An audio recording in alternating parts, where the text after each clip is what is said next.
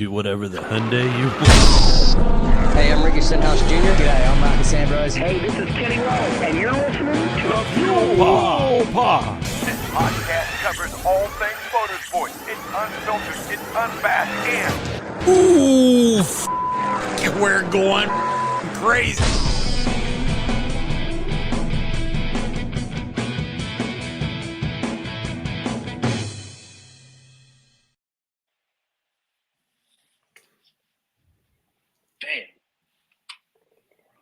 All right, everybody. Welcome to episode 70 of the Fuel Pod. I'm still alive, and I am joined tonight by Diddy Pop Pie, or Mikey Fuel Pod, or whatever we're calling him. I think on my phone he's Mikey Fuel Pod. And then I'm also joined by JP Freak 625, a.k.a. my son. Welcome back to the show, both of you guys. All right. Thanks for being here. Thanks for having me. All right, so we got a bunch to talk about. Tonight. First thing I just want to say, as we make through the NFL season, where we can't go 10 seconds without seeing Taylor Swift whatever press box she's in, doing whatever she's doing, drinking something, bumping up next to Ryan Reynolds or Blake Lively. And I just want to say how thankful I am that she's dating an NFL player and not a race car driver. Absolutely. Because we would not get to watch a race. I don't know what your all's thoughts are on it, but, I feel like show them once at the beginning of the race, show them if, like a major highlight for whoever they're with. And then, that's it. But we have to they just keep flashing back to her constantly. So very thankful she's not part of the racing community yet. I mean, technically, since all of her songs are about disgruntled relationships with boys, eventually she should make her way onto the grid.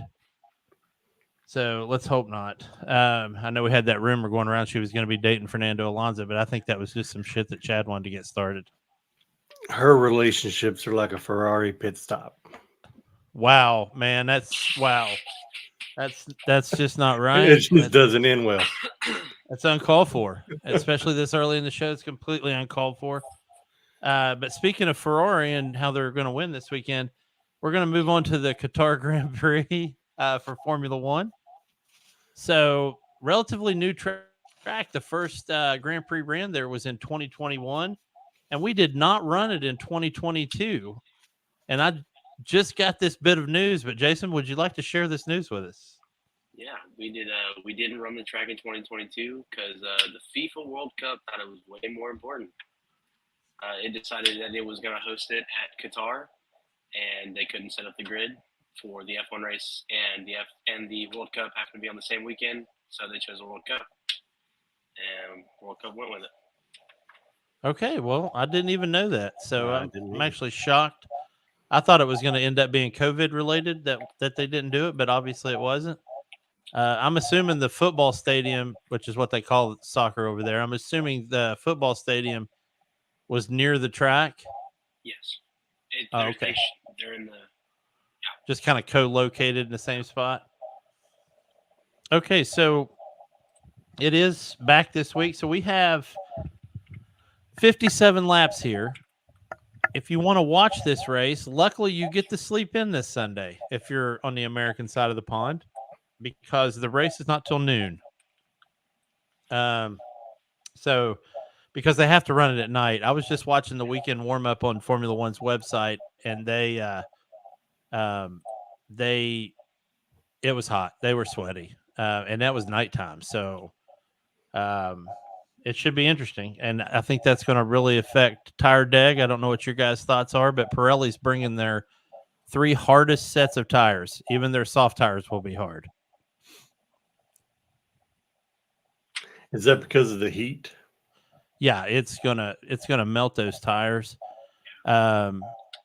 So, it's one of those things where, and I think, you guys were cracking on Ferrari, but it's going to hurt Ferrari more than anybody because that's been their big Achilles heel all year, was their ability to save tires.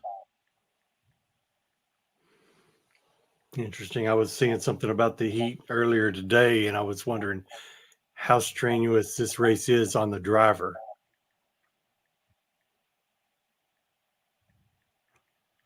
I mean, yeah, and it's going to be similar to like Singapore where these guys lose, 5 to 7 kilos during the race. It's going to affect them, but it's definitely going to affect their tires. It's going to affect their brakes quite a bit too, because hot weather will cause the brakes to heat up and they could glaze over. So, I mean, it's something you got to think about. So, but it's 5.4 kilometers on the lap. I think there's 2 DRS zones there. We also have 5 F1 drivers that have never driven that track in an F1 car. Of course, practice is tomorrow morning, so they'll get that chance. But Liam Lawson, Oscar Piastri, Logan Sargent, those are the obvious ones. But the other 2 that might surprise you are Kevin Magnussen and Nico Hulkenberg. And the only reason they didn't is because we didn't have it there in 2022, thanks to the World Cup. So that's 5 drivers I probably wouldn't count in my predictions on whether they could have a good race. I don't look forward to any of those 5 guys. Of course, They're usually for not. sure won't have a good race just because he's Logan Sargent. So I will definitely be predicting him to be the first to retire. So anyway, I'm still taking Perez. Guys, we got the podium for 2021. The last time they ran this was Lewis Hamilton in first, Verstappen, and Fernando Alonso. So what are your all's predictions this week?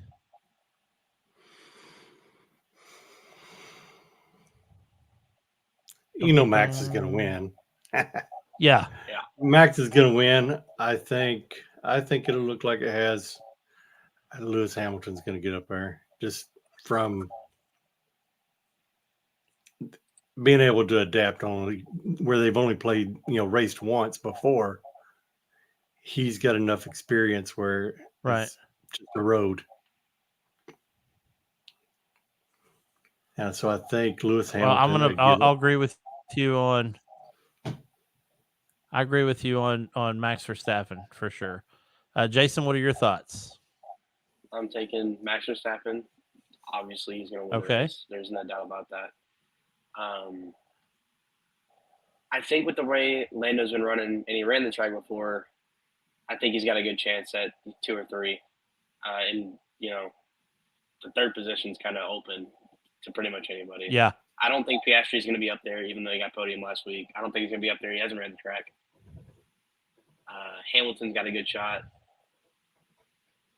So it kind of 1 and 2, I think, is going to be Max and Lando, and then 3 is up in the air for me. Well, you're definitely your father's son, because I have Max and Lando in my 1-2 spot. But instead of flip-flopping on 3 like I do every week, where I'm like, well, 3 can be so-and-so or it can be so-and-so, I'm going to say Carlos Sainz, the smooth operator. And we're going to get to why in a little bit, but he definitely has shown his chops since summer break, and I look forward to seeing it. And that Ferrari should, if they've got good reliability on the car, that Ferrari should be really, really strong at Losail. So kind of looking forward to seeing how it all shakes out. But, I really think that Ferrari could do well there. So moving on to ripped from the paddock.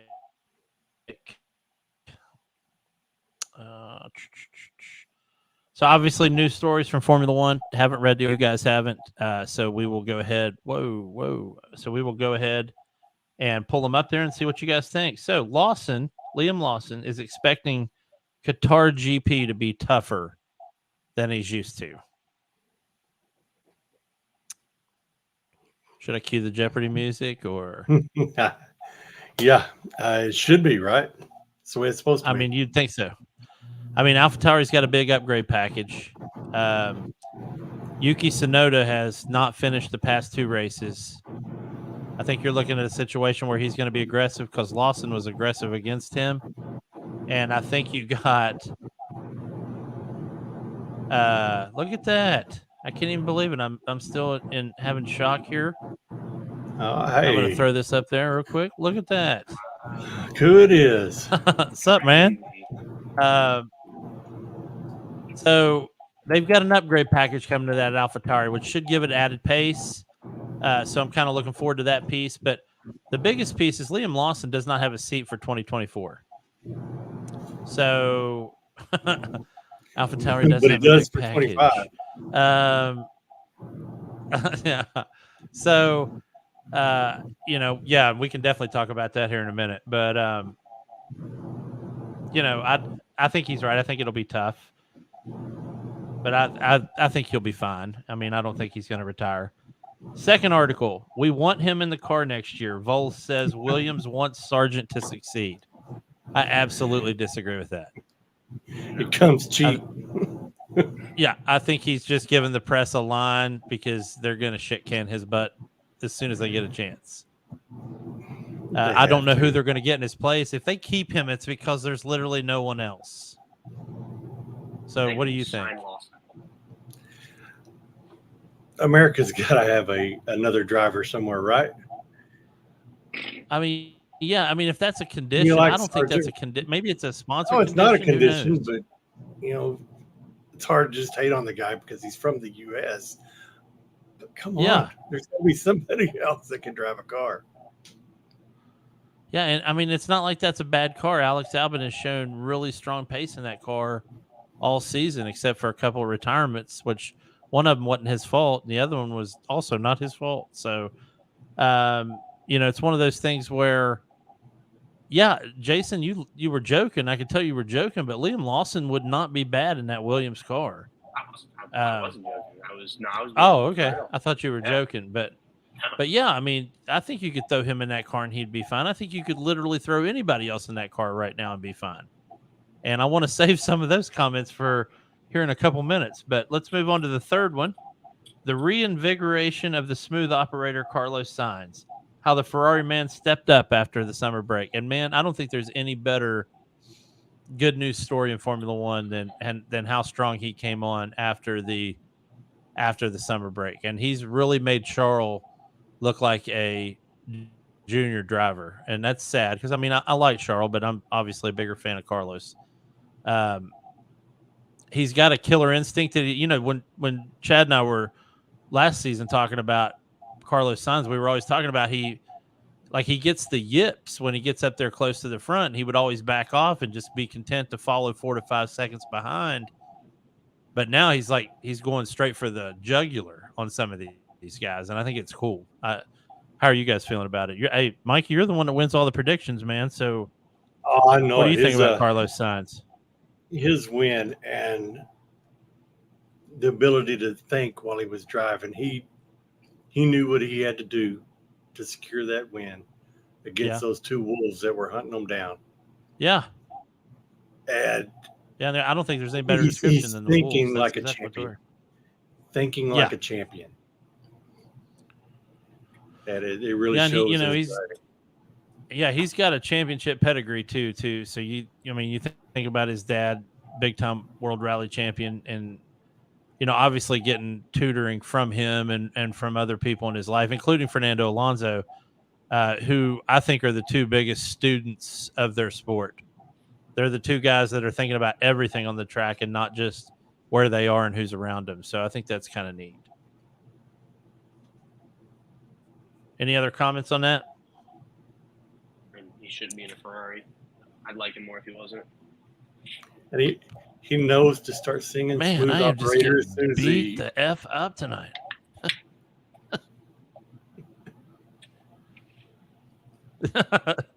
Yeah, no kidding.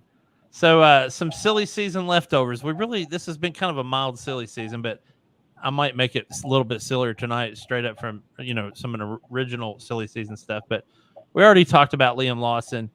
The only other thing I'll say is if Checo gets fired, Liam Lawson's getting that seat. Horner is not going to give that seat to Danny, and I think the reason you know that is because AlphaTauri signed Danny. So, yeah, Danny has no shot at the Red Bull seat. Mike, you and I were talking last night, and I was, one of the things we were saying was Horner's not going to put an old guy in the seat. He just won't do it. I don't know if you disagree with me or not, but yeah. My thoughts on Danny Ricciardo. I think that would be a good spot for him. He's not out press time is more important than championships. And that's what that number 2 Yeah. car is going to have to be. Somebody who's willing to just, yes, I'm not going to win a championship ever, as long as Max lives. Yeah. It's got to be somebody that's going to be okay with that. Yeah. Yeah, it's an unenviable position, man. It's straight up the Valtteri Bottas position that he was in at Mercedes. Jason, how about you? We were talking about it, last week on the show, and I don't think Danny Rick's gonna get the seat at Red Bull. I don't think he's gonna. Okay. I don't think he's gonna screw over AlphaTauri already signing the contract already. So I think he's just gonna stick with AlphaTauri, and I don't think Horner's gonna sign him to Red Bull. Not yet, at least. Yeah. Yeah, so I think Lawson might have that seat locked up. All right, so for reasons passing understanding, Mick Schumacher's name keeps coming up for possible seats for next year. I have no idea why. Next to Logan Sargent, he might, and Nicholas Latifi, and Nick DeVries, and Daniel Kvyat, and Stoffel Van Dorn. He might be the worst driver to be in the F1 seat when he was in there. So yeah, I don't know why we're bringing his name up. I know he's the reserve driver at Mercedes, and I know Toto's, Mr. Politic when it comes to trying to find these guys, these wayward drivers seats. But I don't see Mick coming back. Any of you guys see Mick coming back? No, not happening. With the field expanding. Ooh, yeah, we got to talk about that too, don't we? Yeah, maybe if because that might be the end of it. Yeah, they might have to use those guys. And a new team may go cheaper on a driver and put more into the car to start their. Well, yeah, if you're talking about the Andretti deal, so Jason, I don't know if you knew this or not, but Andretti passed his final certification to be able to get his own F1 team. So the argument right now is, are we going to have an 11th F1 team? And plus, he's already contracted with Cadillac, so it'll be a Cadillac F1 car.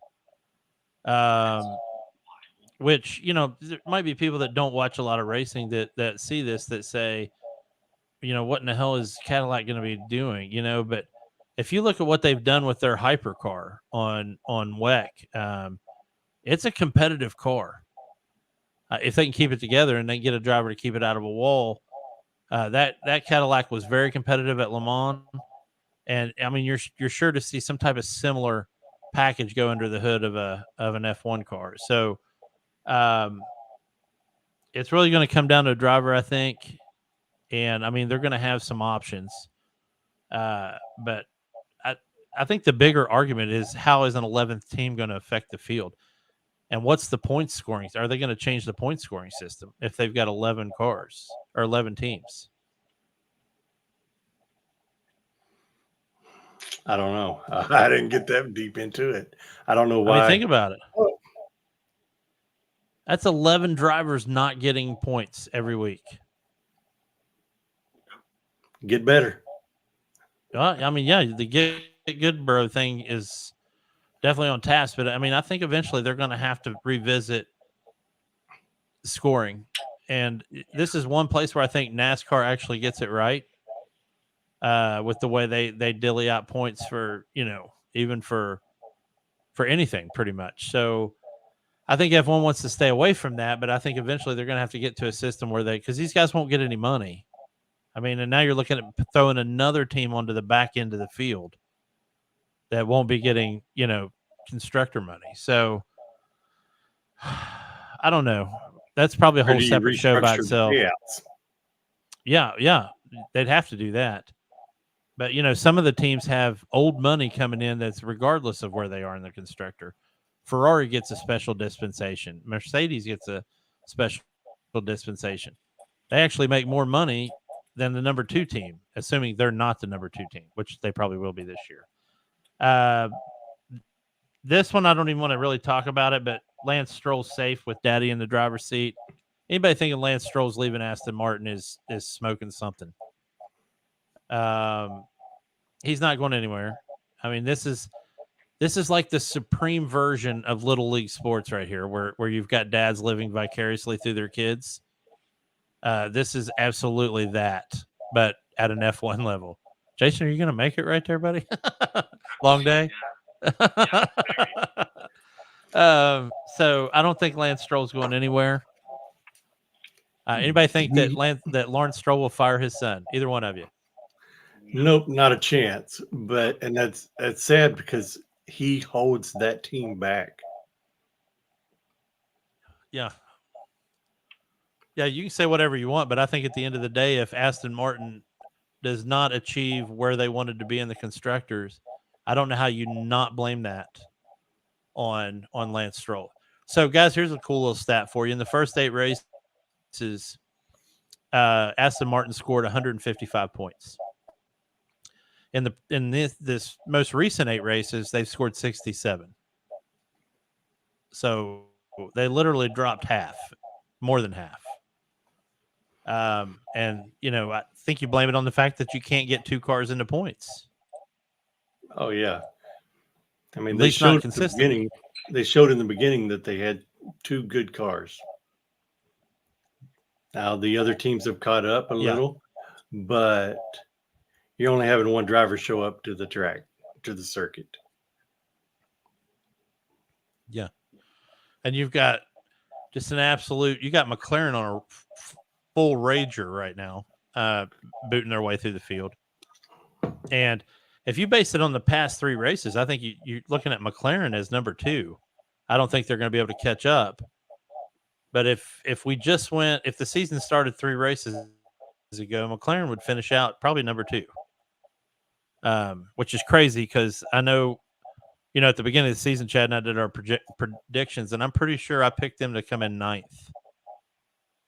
9th or 10th probably. So, no, I think I picked Williams to be 10th because I would have, because I'm not a big Williams fan.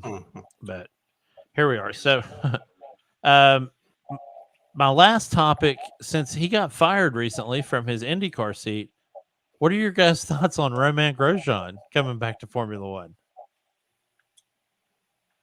Oh, sorry if you're watching this show and you didn't know that Grosjean got fired yet. Spoilers, my bad. I don't think he needs to. He's better than Sargent. Yeah, that's true. But I mean, that's my argument. I feel like that's the only person he could replace is Sargent as of right now. Everybody else is pretty solid. I'd be off. I'm about to tell you right now. I'm just going to say one. Yeah. Well, I don't know, man. He could come to Williams if they take him. That'd be a good seat for him. I think that's the only seat he could land in, honestly. I don't see Haas taking him back, and I think Haas is pleased with their drivers. They've already signed their contracts, but just something to think about. I'd like to see Grosjean come back. So I think that would be neat. But unless anybody else has any other Formula One news, then we need to move on. What was it about the tire change? 2 inches smaller? Is that next year? Or I did not read that. Is it? Yeah, they're going I to doubt it would be this year. Like any kind of wholesale rule change would be at least next year. So yeah, they were going. I don't see them doing that. 16-inch. The only other thing I'll say is Max has a chance to clinch the championship this weekend. He needs to score 3 points. Anybody else think he's going to have a hard time with anybody? No, I don't think so. And this is a sprint race weekend, so he could technically do it on Saturday by winning the sprint race because you get 8 points for winning the sprint race. Okay, moving on to the Hoote's Grandpa and the Nutbag 500 at Talladega for the NASCAR playoffs. It's okay, man. You can laugh. That's why I came up with that. It was actually the Yellowwood 500, but I got to tell you, Hoote's Grandpa and the Nutbag is a lot better. Here's the deal. You could have said Yellowwood 500, and I would have thought you made it up.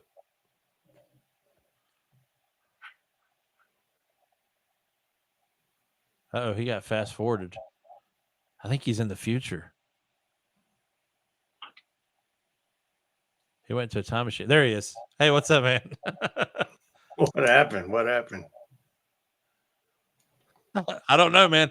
But we saw you. Like, I don't know what Jason saw, but like your lips just started going brrrr, like that, and I was like, dude, he's moving into the future. He's so far ahead of us. What's it like out there in the future? Oh, I had Roving Bear beside me. I was telling him where to go. yeah, no joke. So what were you about to say about the NASCAR race? Because we missed it. Shit, I don't know. No, you missed it. Oh, Yellowwood 500. If you would have said Yellowwood 500, I would have thought you made that one up. Yeah, who wouldn't? I mean, seriously. It could have been the Yell Atwood 500. You know. So I don't know what they're coming up with. I mean, obviously, Yellowwood's a company that does lumber. I'm assuming. I hope, but still, really horrible name. But the funny thing was, right at the beginning of the race, I love it when announcers they're trying to use like a one-liner or figure of speech, and they totally lose the thread. And the guy at the beginning said, "You got to dance with whoever you came with," and I'm like, "Bro, that's not how that line goes. You're dancing with the one that brought you." Right. So, and you could tell he was like stumbling all over his words. Anyway, that was at the very start, right at the start finish line, at the beginning of the race. And of course, we had Cindric and Ricky Spinhouse Jr. leading us out on that one. Blaney wins that stage, but Busch and Chastain got it. Anybody see that wreck? So Ricky Spinhouse runs out of gas. And of course, you know, when you run out of gas, your car starts slowing down. And Kyle Busch got into the back of him, and then he got kicked to the side and hit into Chastain, and they spun out. And I went back and listened to onboard audio for Kyle Busch, and he was like, every time, man, every effing time, he runs out of gas. So, and I know it's not every time, but still, those two have a history of getting into it. But anyway, that was a tough wreck to watch. But like I said, Blaney wins stage one, gets the stage points. We move into stage two. Him and Chase Elliott are out front. And it was kind of an uneventful stage. And Brad Keselowski edged out William Byron for the win there. And he did Keselowski did some masterful driving. I'm not a fan of him at all, but, you know, my hat's off to him for taking the stage and getting his points. Stage three is where it got interesting. So they're pulling into the pits at the start of stage three. Ty Dillon takes a gas can out of pit lane with him, attached to his car still. It falls off in pit lane, like out in the road, and explodes.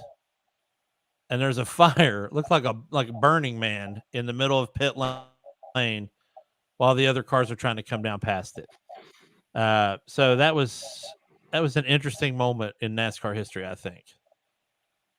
So what do you guys think if you're driving down pit lane, all of a sudden you just see a gas can explode?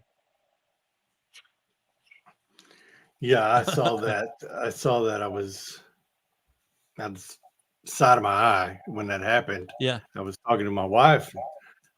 It's immediately, oh shit. Yeah, that's the only thing you can say is, oh shit. Never mind, it's interesting now.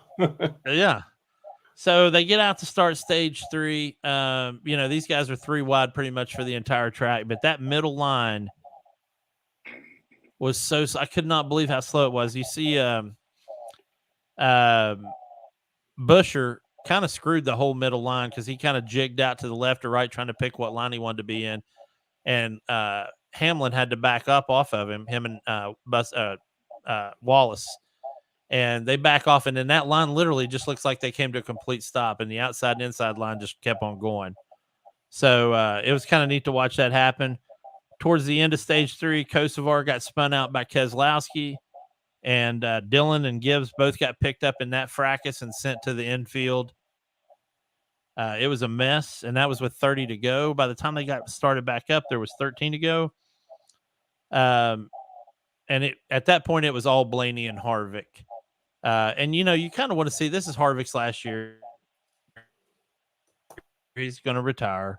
And you kind of wanted to see him kind of pull that out. Although I was kind of rooting for Blaney too. Jason and I we were at Texas. We got to see Blaney get wrecked out at the end of that race and actually come through the pit lane right beside us. And this time it didn't happen. So you got Byron pushing Blaney. You got Harvick out there getting pushed, and they're side by side. And then Harvick starts to dive down to the inside. But Blaney does this, like he literally, like it looked like a video game move. He just kind of squirmed in under him. And it was a photo finish, fellas. It was 12 thousandths of a second. 12 1,000ths of a second. Which is incredibly close. If you look at the stop photo right at the start finish line, yeah, it was super close. So playoffs are getting crazy. We've still got, they're trying to hit that the field of 8 cutoff here in probably 3 or 4 races, I think. So many people below on the bubble. My driver's on the bubble now. Tyler Reddick. Wallace, Chastain, Busch, Logano, Ricky Spinhouse, McDowell, and Harvick, all on the bubble to get kicked out of the playoffs here. So they've got to, they're going to need first and second place finishes out to make that cut. The other big news, and like if you're into sim racing at all, Motorsport Games finally got fired from their NASCAR license, and it got picked up by iRacing. Chad was the one to let me know this morning. I had to pull up the article and find it, but the game's not coming out till 2025, which sucks, by the way. My question is, and we're not going to talk about it, it's just something to think about this week and text back and tweet back and forth on, but are they going to do a subscription service like they do on PC where, like, when you buy the game, you get one track in one car and you have to just buy all your additional tracks and cars? I hope they don't do that, but we'll see. Yeah, not the biggest iRacing fan. See, but their simulators are good. I have a feeling you're going to have to end up buying, tracks. Yeah. But I think they're going to leave kind of the regular. I think they'll do team packs. Yeah, they could do team packs. Yeah. Or maybe just give us the standard. They could say, okay, here's the Rick Hendrick Racing pack, and here's the, whatever. And we're going to start you off with Corey LaJoie's team. And I'm like, well, Corey LaJoie's the only one on his team. So that's kind of a ripoff. But we'll see how that goes. All right, folks. Podiums and back markers. I see. Jason, you're the only one that filled yours out. I can't believe I'm saying that out loud that I didn't even fill mine out. Wow. I think all of mine are still yet to come. Wow, everybody's got them but me. Okay. But Jason, go ahead and go through your podium for me. And tell me why. Okay. Tell me why.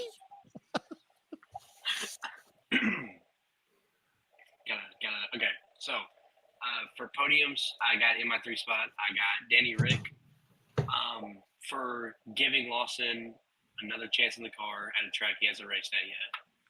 That was really cool. Okay. It was a good article to read and kind of figure out what was going on there. Second on my podium is going to be the Qatar track because I really enjoyed racing this track in the game. I liked this track 2021 when they raced it. And I was really upset when we didn't race it last year, so I'm really glad it's back. So I'll be excited for that race in, this weekend.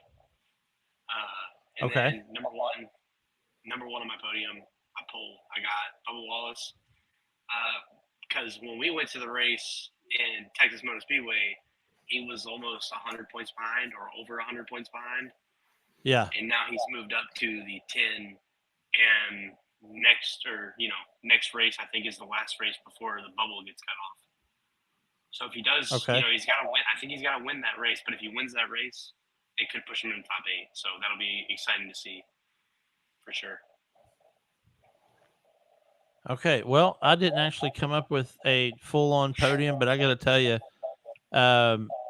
my number 3 spot, oddly enough, is going to be Blaney, the winner of the Talladega race, and it's because he he was so quiet, man, and he just kept his thing going, and he was consistent and getting around the track. My number 2 is going to be Byron because he probably ran the most consistent race that entire race. I don't think there was 1 minute where he was out of the top 5. And I thought he did really, really well. And my number 1 is Oit Tanik, the rally driver, for showing why he's a legendary rally driver that just doesn't have enough championships. Because winning at Chile this past weekend, for those of you that don't follow rally, that Chile circuit, well, it's not really a circuit, but the course is a very tough course. A lot of loose gravel. It claimed a lot of drivers this weekend. So good job. My hat's off to the M Sport Ford Puma team and Oit Tanik. All right, you ready for mine? Yeah, go for it. All right. So I was going to give 1 to Blaney, right? Okay. But I haven't been in NASCAR in a while, and I've got that old school Hendrick love, right? Yeah. So I'm going to give it to William Byron for that Okay. push he gave there at the end. Points leader. Yeah. Let's do it. All right, number 2. Toyota Gazoo Racing. How Yeah. about that for an entire team who claimed the constructors this weekend in rally? They claimed the overall and endurance in GT World Challenge Europe. And a couple of weeks ago, they clinched the constructors in WEC. Wow. While they were at Fuji. They claimed that. Yeah. So that's a heck of a dang team right there. Yeah. They've been dominant in what I call the other forms of racing for quite some time. So yeah, it's a testament to their commitment to racing, and you're absolutely right. They deserve to be on anybody's podium. And the top of my podium, and I'm sure we'll talk about it here in a minute, but that Aston Martin Valkyrie they're bringing to WEC. It's a beautiful car. I love it. Yeah, and I think, and you and I talked about this, but we're talking about another car that was designed by Adrian Newey, who designs the F1 cars for Red Bull. That car is going to be legit. Did you guys hear that Fernando Alonso is coming back to run 24-hour Le Mans again in that car? That's gonna Yes. be sweet. Yeah, that face right there, that's what I'm wearing right now. You just can't see it, but yeah. So I think the dream team for that 3-man driver crew, and they won't do this. This will not happen. But Alonso, Sebastian Vettel, who's also driven one of those, and Max Verstappen, man. You put those 3 in that Le Mans car. Listen, if that kid from Gran Turismo can be on the podium, coming straight from mom's bedroom thingy and doing it, then yeah, those 3 absolutely could come together and win the 24-hour Le Mans. That's again, chilling. it won't happen because they're going to want a Le Mans. Yeah, they're going to want an anchor driver that's done, more than one Le Mans. And the only one that Alonso did, he did win. So, there is that. He got the driver's belt. Yeah, he's got a perfect record at Le Mans. But you know who he was driving for? Say it, somebody. We were just talking about it. He's driving the number 7 for Gazoo Racing. So, yep. Let's see.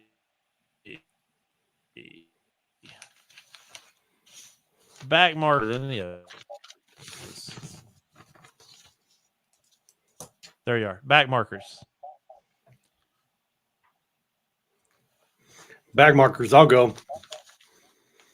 Okay, go. So I want to give Checo back there just the press, the comments he's made, and it's you can't drive like crap and whine.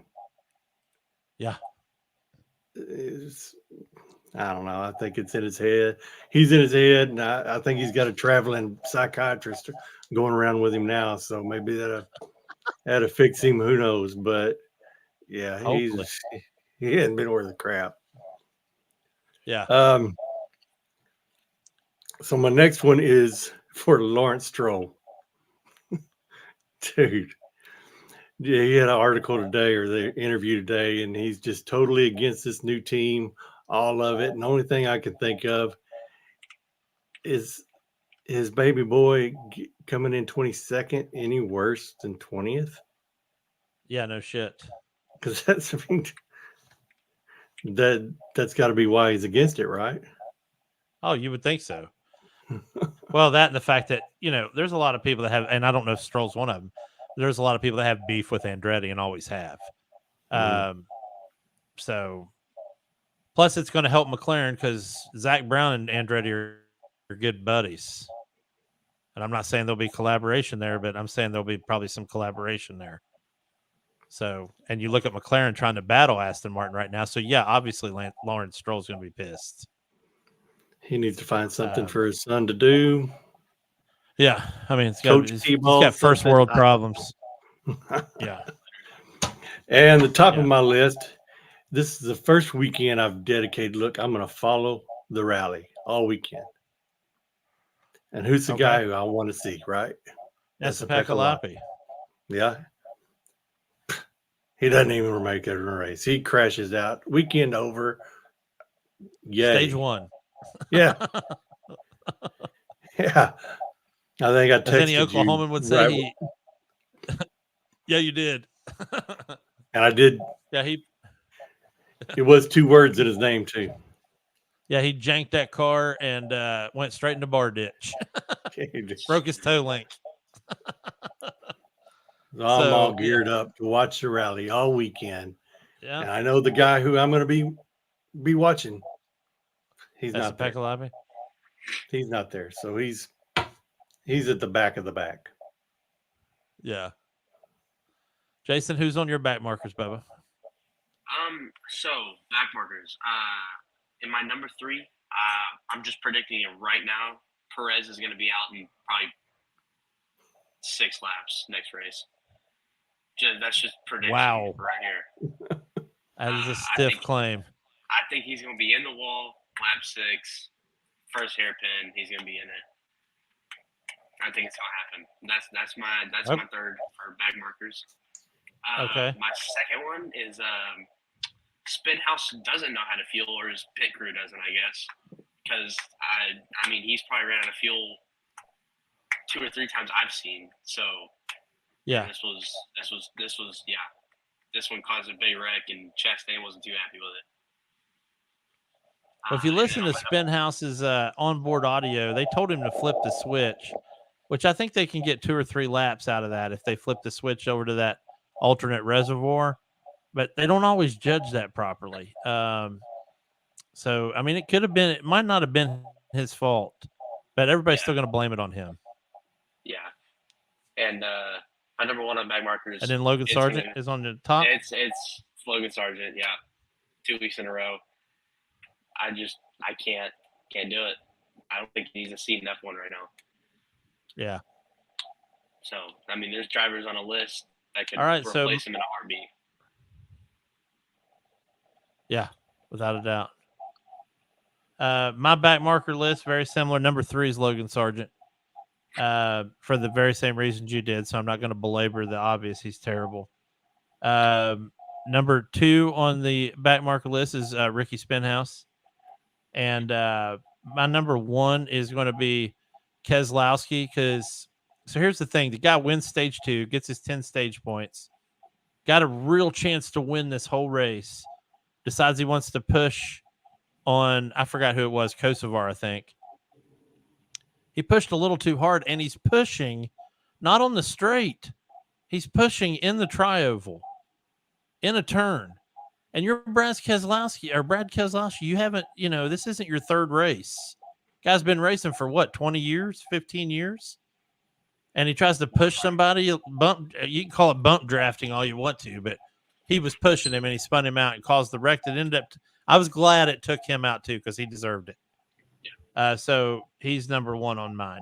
But moving on to the other fuel pod news where we cover all of our other crazy forms of racing that a lot of people don't watch but should. We'll start with the World Rally Championship, and we had the Rally Chile this weekend as we get towards the end of the rally season. 2 more rallies to go. Standings are pretty tight. It's still not clinched in any way, shape, or form on the driver's side.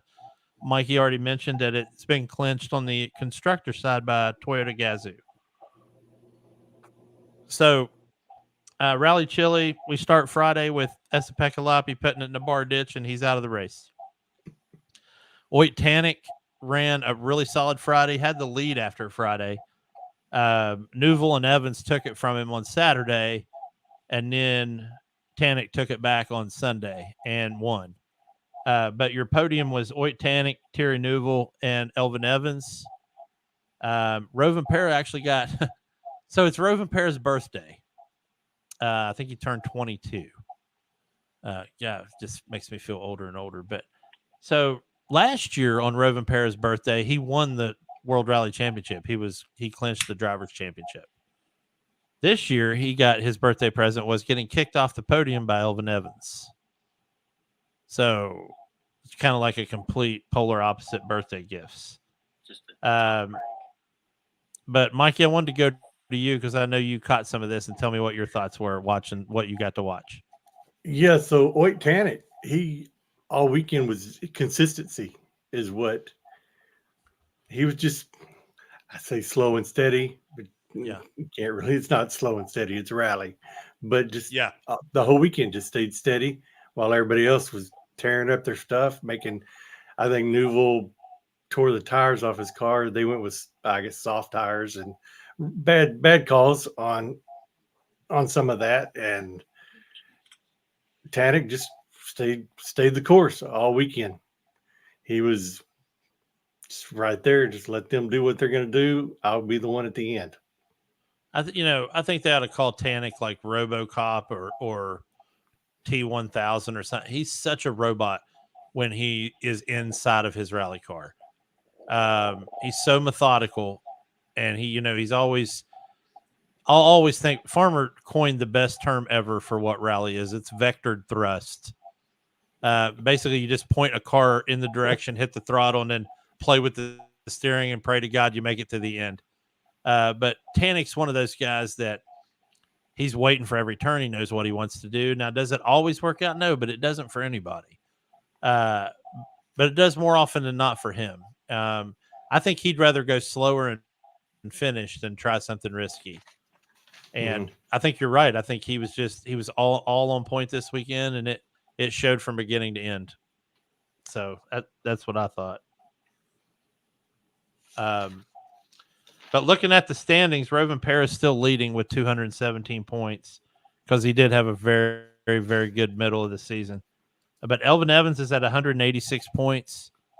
Terry Newville's at 155 and Tanik's at 146. So still a really tight race between Evans, Newville, and Tanik. And, assuming, if Evans can pull off a stellar finish and Rovin Pera stumbles in one of the last 2 rallies, Evans could still catch him and win the championship, but I don't think it'll happen.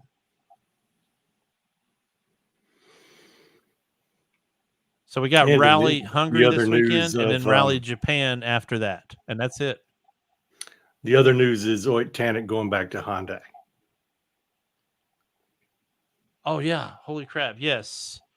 So Oit Tanik was at Hyundai doing whatever the Hyundai he wanted to do. And then he left because I think he felt like he didn't have a winning car and went to Ford, which is where he started, by the way. And now he's done 1 season with them, and now he's leaving them again to go back to Hyundai. I don't think Ford was letting him do whatever he wanted to do, so that's probably why he left. But anyway, yeah, he's going back there. So I don't think it matters what car he's in. That guy's going to, he's going to do his thing.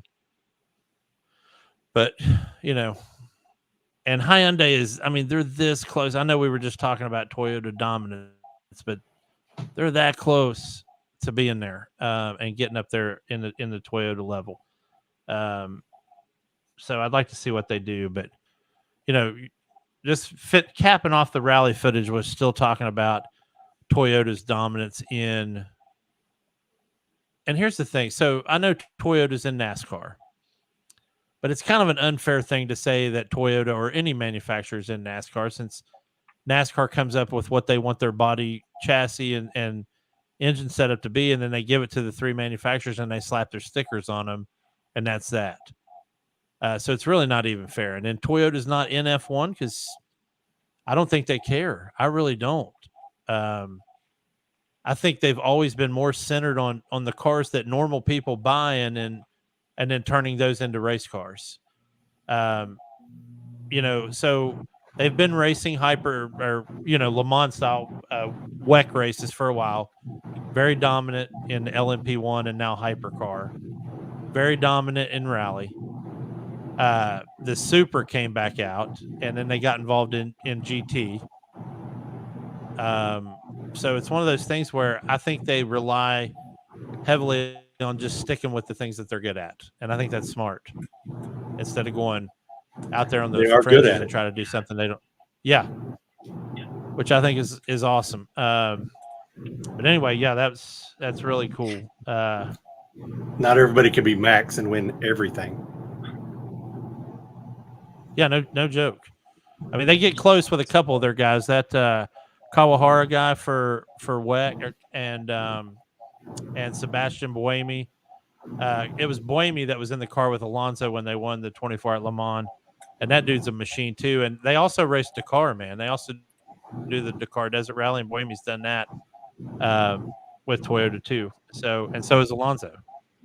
But they got a great truck for the truck part of the Dakar Desert Rally.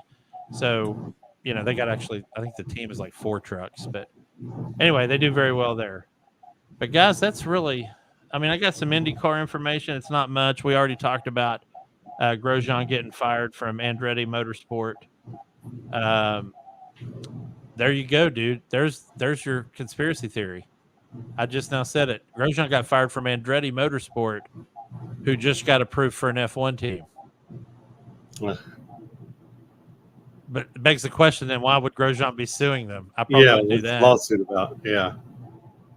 Yeah, that's not too forward thinking of Roman, in my opinion.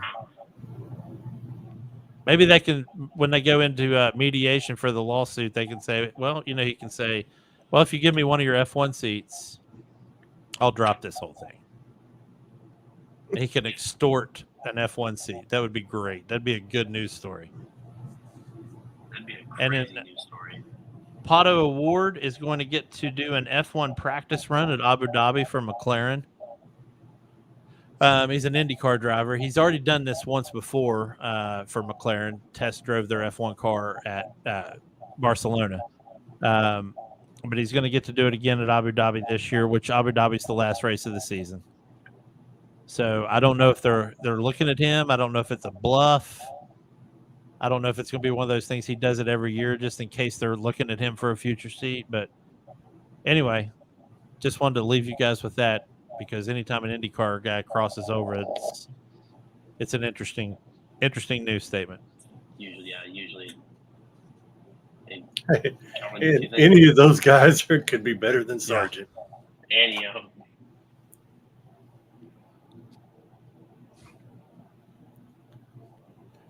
Yeah, they could go over there thinking they're going to have. Look at all the practice, and end up with a seat. Well, look at the F1 guys that have crossed over to IndyCar and been successful. So, I think it goes both ways.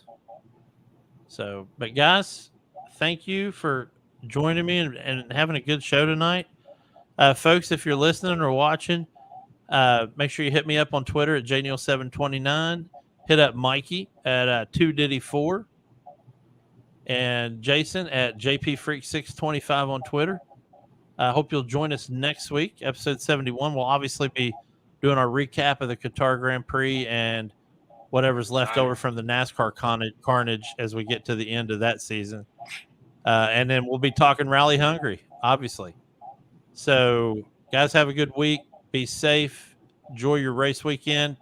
F1 TV's broadcast will be at noon on Sunday for the Qatar Grand Prix, and the NASCAR races at 2.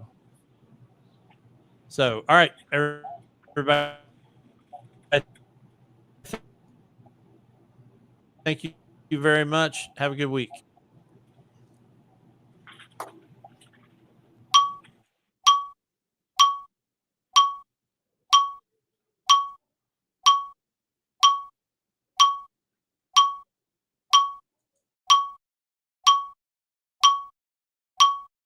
do whatever the Hyundai you want. Hey, I'm Ricky Stenhouse Jr. G'day, I'm Marcus Ambrose. Hey, this is Kenny Rowe, and you're listening to Fuel Pod. This podcast covers all things motorsports. It's unfiltered.